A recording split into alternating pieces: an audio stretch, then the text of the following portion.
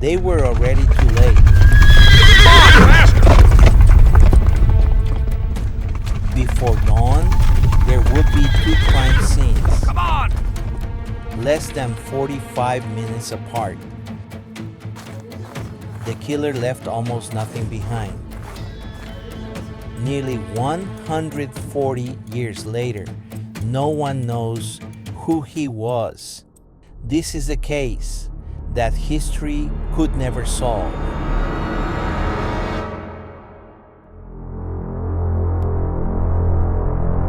Only a few streets away, London became another world.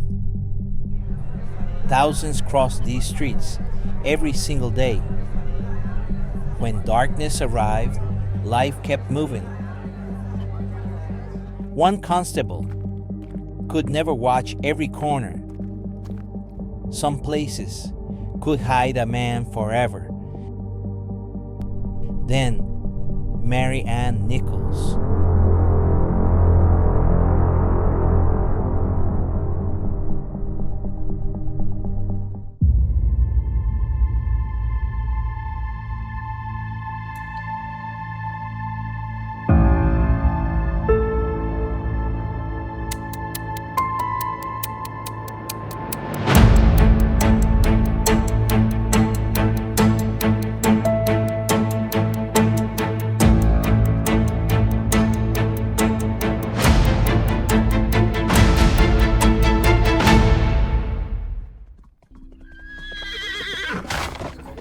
For thousands of people, it began like any other morning. Among them was a woman named Mary Ann Nichols. She had once known a different life, a husband, a home, and 5 children. But hardship had slowly taken almost everything she owned, except her determination to keep going. Like everyone around her, she believed tomorrow could still be better. Mary Ann Nichols expected another ordinary day. History had already chosen otherwise. Just before dawn, Bucks Row appeared completely ordinary. One worker believed he was alone until he noticed something ahead. At first, it looked like a discard bundle. Another man arrived, and together they stepped forward. It wasn't a bundle, it was a woman. Within minutes, the Metropolitan Police had their first crime scene. The search for a killer had begun, with almost nothing to follow.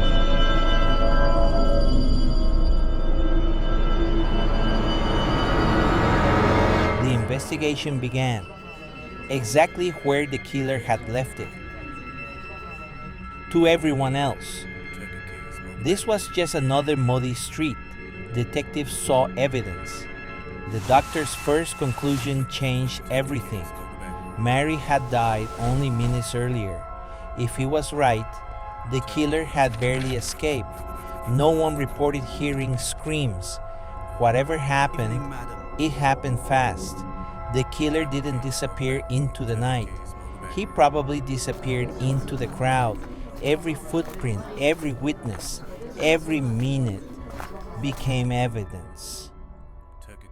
The investigation had almost no answers, but it finally had a direction.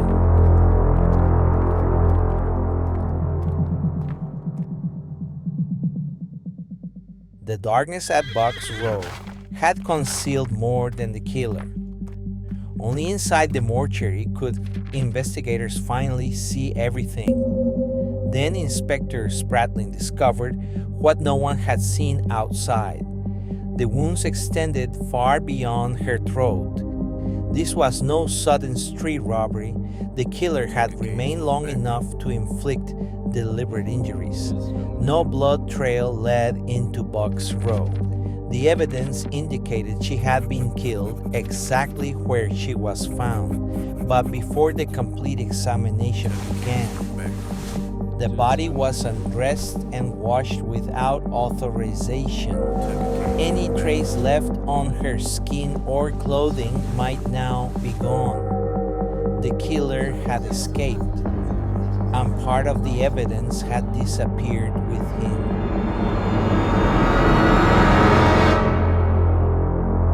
Before the police understood the murder, London was already reading about it. Within hours, the killing in Box Row had escaped Whitechapel. Newspapers connected Mary's death to earlier violence nearby. One killer or several. The newspapers saw a pattern. The police still had to prove one existed.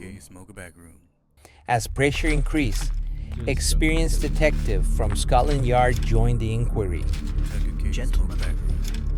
Reporters demanded answers. Residents demanded protection. The police had neither. One murdered woman had become the story of London. And in the absence of a suspect, the city began creating one. Police searched Whitechapel for anyone his women already feared. Again and again, one nickname appeared: Leather Apron. No one offered a clear identity, but the newspapers gave the rumor a shape. Soon, Leather Apron was described as a silent prowler, armed with a knife. Women changed their routes. Neighbors watched strangers. Every shadow became suspicious. London believed the killer had a name. The police still had no proof he existed. The newspapers had created a suspect. Whitechapel had created a panic. Then another woman was found.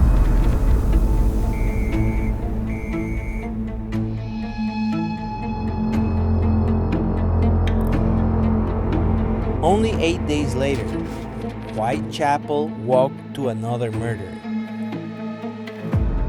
This time, the killer struck inside a quiet backyard. The similarities were impossible to ignore. The wound suggested the same hand, though proving it would take time. This was no longer one investigation. It had become a hunt. Fear spread faster than the facts. Investigators could no longer dismiss coincidence. Somewhere in Whitechapel, the killer was already choosing his next victim. After 2 murders, London wanted one thing: an arrest. Again, investigators encountered the same nickname: Leather Apron. The search led detectives to a local boot finisher, John Pizer. For many Londoners, the case appeared to be over. But investigators looked beyond the headlines and followed the evidence. His alibis held. The evidence simply didn't fit. Police released John Pizer. Their first major suspect was innocent.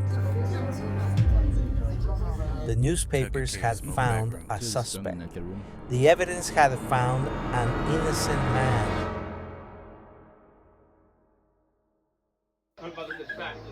Nearly a month after the first murder, an ordinary envelope arrived. For the first time, someone signed a letter with a name history would never forget. Many detectives doubted the writer was the killer. The newspapers published the letter, and the name spread across Britain overnight. Whether true or false, the name had escaped the investigation. While the public chased the name, detectives continued chasing the evidence. More than a century later, the name remains more famous than the man who inspired it. The mystery now had a name. Soon, it would claim 2 more victims in a single night. September 30th, 1888, Whitechapel prepared for another night. Just after midnight, Elizabeth Stride was found. Something didn't fit. The attack appeared unfinished. Then another call came. Less than an hour later, Catherine Edwards became the 4th victim. 2 locations, 1 night, 1 killer. Everything changed. Scotland Yard knew the killer would strike again. Before sunrise, one final clue appeared. It would become one of the investigation's greatest controversies. The search led the detectives to Goulston Street. Then, someone noticed something else. A message had been written nearby. The officers called Commissioner Charles Warren. Gentlemen. Before daylight, he made a decision. Minutes later, it was ordered erased.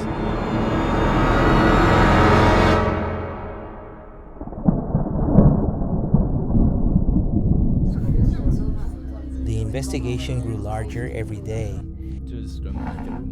Every witness, every report was carefully compared. Dozens of suspects were investigated, yet none could be proven guilty. Meanwhile, fear became part of everyday life. Every theory left another question unanswered. Newspapers demanded answers that Scotland Yard could not yet provide. Weeks became months. The investigation never stopped. The detectives had mountains of evidence, but still no face to match the crimes. The hunt continued, but certainty slipped further away.